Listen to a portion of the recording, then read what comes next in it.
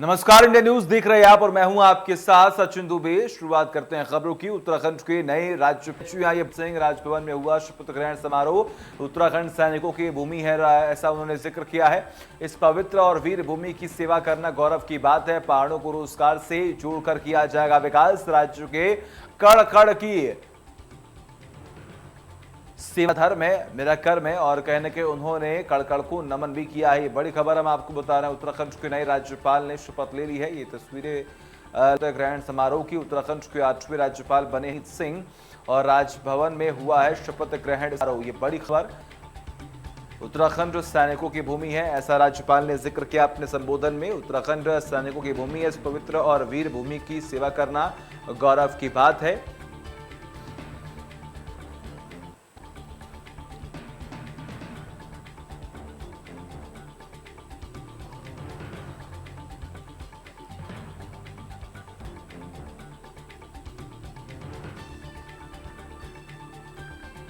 तो नए राज्यपाल ने शपथ ली है। चुया इस पवित्र और वीर भूमि की सेवा करना गौरव की बात है, ऐसा उन्होंने जिक्र किया अपने संबोधन में। ये बड़ी खबर हम आपको बता रहे हैं। उत्तराखंड के नए राज्यपाल ने शपथ ले ली है और खासतौर पर आपको ये भी जानकारी दी कि 8वें राज्यपाल बने हैं गुरमीत सिंह। ये बड़ी खबर हम आपको बता रहे हैं। बड़ी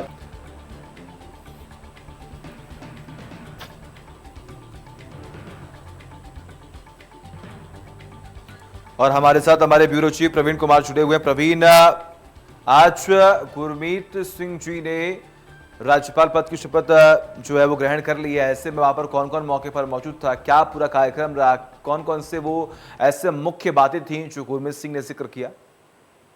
आज तकरीबन 11 बजे के आसपास, पौने 11 बजे के आसपास उन्होंने शपथ ली और उस वक्त तमाम मुख्यमंत्री मौजूद थे। इसके अलावा उनके तमाम कैबिनेट, उनके मंत्रिमंडल के सदस्य मौजूद थे जी।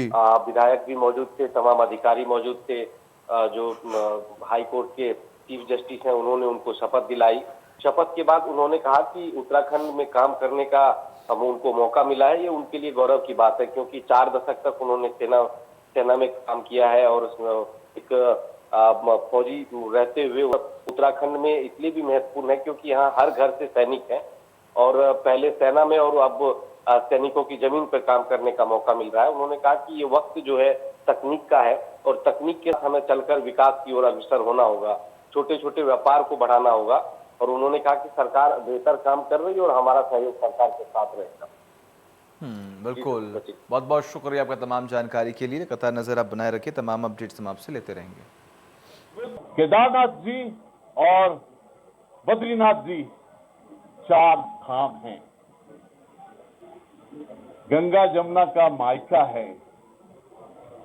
इसके अलावा नानक मता साहब, रीठा साहब, हेमकुंड साहब जैसे अनेक प्रसिद्ध स्थल हैं। यह भूमि पवित्र है।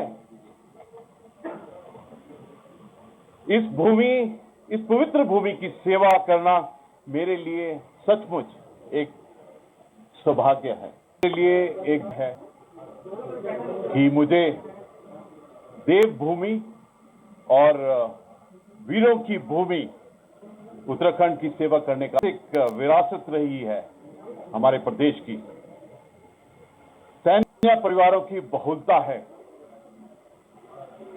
हर एक घर से सैनिक है। और अब आपको बताते हैं आखिर गुरमीत सिंह है कौन। राज्य के 8वें राज्यपाल के तौर पर उन्होंने शपथ ली है। सिख समुदाय से बने राज्यपाल के दूसरे राज्यपाल हैं गुरमीत सिंह। सेना में 40 साल तक अपनी सेवाएं दी हैं उन्होंने। जी हां, सेना में 40 साल तक अपनी सेवाएं दी हैं। सेना से 2016 में हुए थे रिटायर। 4 बार राष्ट्रपति पुरस्कार से सम्मानित भी हो चुके हैं Gurmeet Singh. Deputy chief of army staff रहे हैं। जी हाँ, deputy chief of army staff रहे हैं गुरमीत सिंह। ऐसे में आपको ये भी जानकारी दें कि एडजुटेंट जनरल और 15 कॉर्प्स के कमांडर भी रहे। चीन मामलों से जुड़े मिलिट्री ऑपरेशन के निदेशक हैं और चीन मामलों से जुड़े मिलिट्री ऑपरेशन के निदेशक, यानी कि अगर हम बात करें तो खास तौर पर चीन मामलों को लेकर एक्सपर्ट जो है उन्हें माना गया है। नेशनल डिफेंस कॉलेज और डिफेंस सर्विसेज स्टाफ से स्नातक जो है उन्होंने हासिल की है। चेन्नई और इंदौर विश्वविद्यालयों से 2 MPhil डिग्री उन्होंने हासिल की है। आगे बढ़ते देहरादून से अगली खबर है, जहां पर सीएम धामी ने नए राज्यपाल का स्वागत किया। मुख्यमंत्री ने राज्यपाल से भेंट की है, शॉल पहनाकर उन्होंने जमकर स्वागत भी किया। ये बड़ी खबर हम आपको बता रहे हैं देहरादून से, जहां मुख्यमंत्री ने राज्यपाल से भेंट की है। और ऐसे में आपको ये भी जानकारी दें कि कई मसलों पर बातचीत भी हुई है। देहरादून से बड़ी खबर, सीएम धामी ने नए राज्यपाल का स्वागत किया, मुख्यमंत्री ने राज्यपाल से भेंट भी की है। ये बड़ी खबर हम आपको बता रहे हैं। और शॉल पहनाकर जोरदार स्वागत भी किया है। सीएम धामी ने नए राज्यपाल का स्वागत किया। ये अहम जानकारी से आपको रूबरू करा रहे हैं। मुख्यमंत्री ने राज्यपाल से भेंट की है।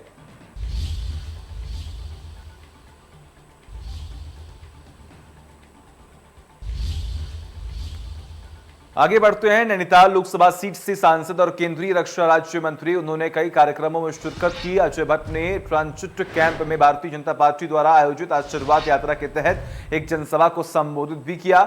उन्होंने कहा कि 2022 के चुनाव में बीजेपी उत्तराखंड में पूर्ण बहुमत से अपनी सरकार बनाने जा रही है। उन्होंने कहा कि केंद्र सरकार द्वारा उत्तराखंड में काफी विकास कार्य किए गए और राज्य की सरकार द्वारा लगातार जनहित में नए नए कार्य किए जा रहे हैं। इन्हें सब मुद्दों को लेकर वह 2022 में होने वाले विधानसभा चुनाव में जनता के बीच जाएंगे। चुनाव के समय भी मेरा यहाँ आना नहीं हो पाया है।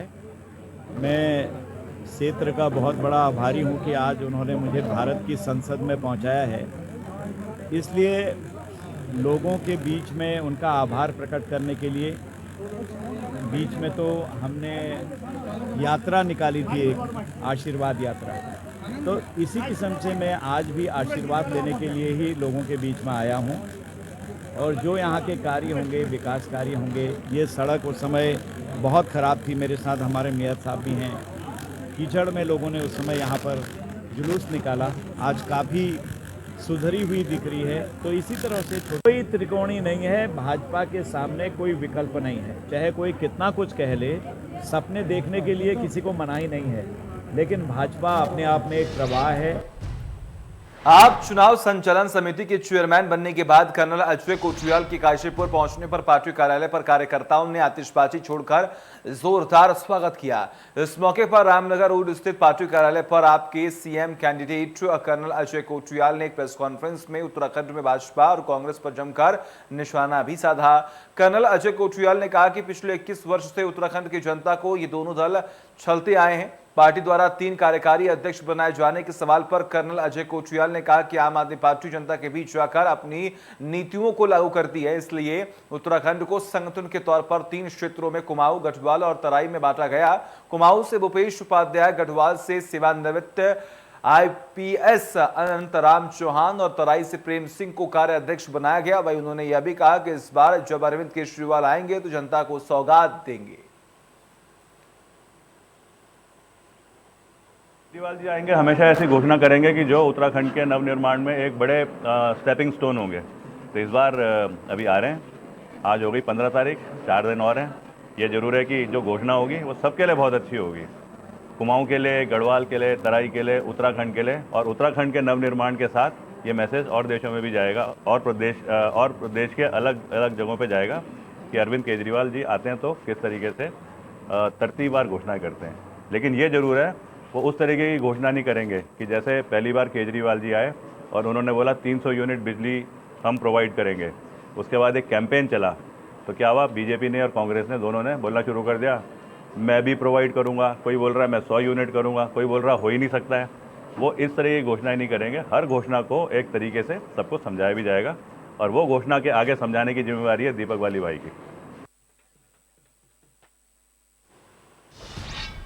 और वही कल देर रात बीजेपी के नैनीताल जिला अध्यक्ष प्रदीप बिष्ट के घर हुए धमाके के मामले में पुलिस ने अपनी जांच तेज कर दी है। डीआईजी पमाऊ, एसपी सिटी, सीओ समेत फॉरेंसिक और डॉग स्क्वाड की टीम ने आज घटनास्थल का निरीक्षण किया। मौके से फॉरेंसिक टीम ने सैंपल इकट्ठा कर जांच के लिए भेज दिए हैं। इसके अलावा धमाके की घटना कैसे हुई इसकी बारीकी से जांच की जा रही है और हर पहलू को ध्यान में रखकर जांच की जा रही है। डीआईजी कुमाऊं के मुताबिक अभी किसी नतीजे पर पहुंचना जल्दबाजी होगी जब तक फॉरेंसिक के अलावा भौतिक तथ्यों की रिपोर्ट सामने नहीं आ जाती। गौरतलब है कि कल देर रात बीजेपी जिला अध्यक्ष प्रदीप बिष्ट के घर तेज धमाका हुआ, जिससे घर का सामान और दरवाजे बुरी तरह से क्षतिग्रस्त हो गए। हालांकि घर के सभी सदस्य बुरी तरह से सुरक्षित हैं।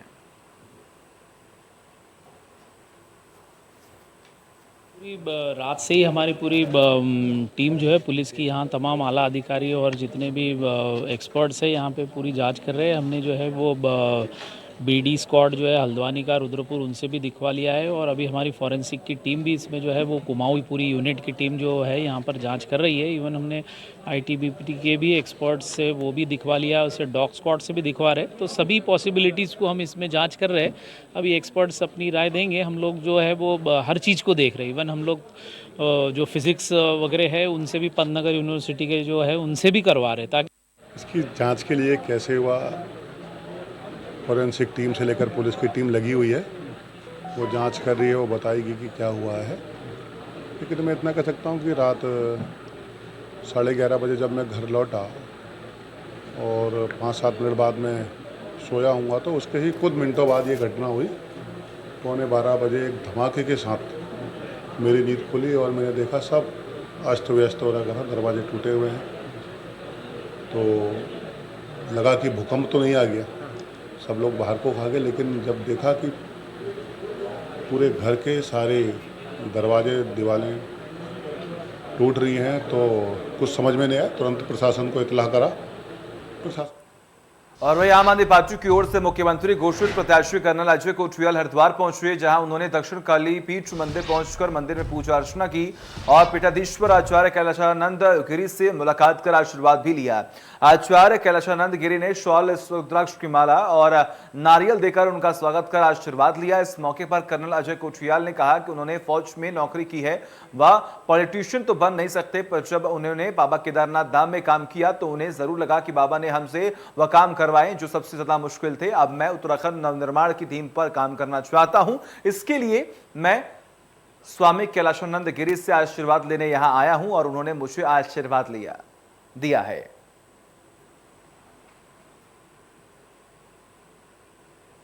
करना चाहेंगे, शादीशुदा हम है नहीं, हमारे पिताजी हमको खुद बोलते हैं कि बेटे इन कामों को कर। तो मेरे को लगा अगर उत्तराखंड नवनिर्माण की मैं परिभाषा ले रहा हूँ और मैं कोई काम आगे लेके चल रहा हूँ, तो मेरे को जो सबसे बड़ा आशीर्वाद है ना, मैं वो आशीर्वाद लेने आ रखा हूँ। और जैसे कहते हैं, ऐ मेरे वतन के लोगों, ये गीत सुन करके अगर किसी के रोंगटे खड़े होते हैं तो इसका मतलब उसके अंदर वाकई में देशभक्ति है।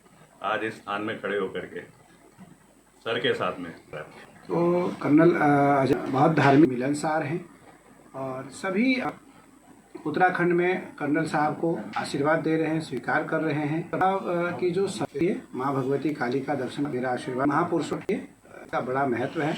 मेरी माई का आशीर्वाद आपको मिले, मेरा आशीर्वाद आपको मिले। कर्नल साहब है वो बड़े भगवती उसे यशस्वती उसे की बढ़ती घटनाओं के बीच पुलिस को दोनों गिरोह में से एक गिरोह बाइक था, दो कह सकते थोड़ा बढ़ती बाइक चोरी की घटनाओं पर पुलिस ने कई बदमाशों को गिरफ्तार किया और उसी का काशीपुर पुलिस और कुंडेश्वरी, मेनली कुंडेश्वरी चौकी द्वारा उसे भी चोरी हुई थी।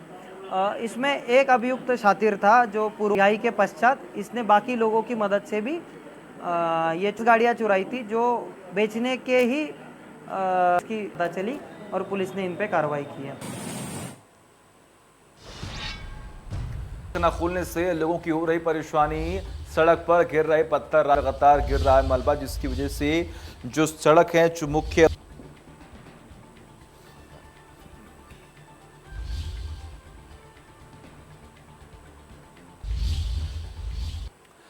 पर्यटन विभाग ने 10 दिवसीय एडवेंचर प्रशिक्षण का आयोजन किया, जिसमें 8 युवक और 12 महिलाएं हिस्सा ले रही हैं। इन 10 दिनों के ट्रेनिंग के दौरान पर्वतारोहण से संबंधित उपकरणों की जानकारी, बिल्डिंग और इसके अलावा आपको जानकारी दे कि रॉक क्लाइंबिंग, रैपलिंग, जुम्मा रिवर क्रॉसिंग, ट्रैकिंग को लेकर प्रशिक्षित किया जाएगा। वही साहसिक पर्यटन को बढ़ावा देने के उद्देश्य से कोरोना महामारी के बाद पहली बार दूसरे देशों का दल जो स्विट्जरलैंड और ऑस्ट्रिया से आया है, उन्हें सरकार ने पर्वतारोहण करने की इजाजत दे दी है।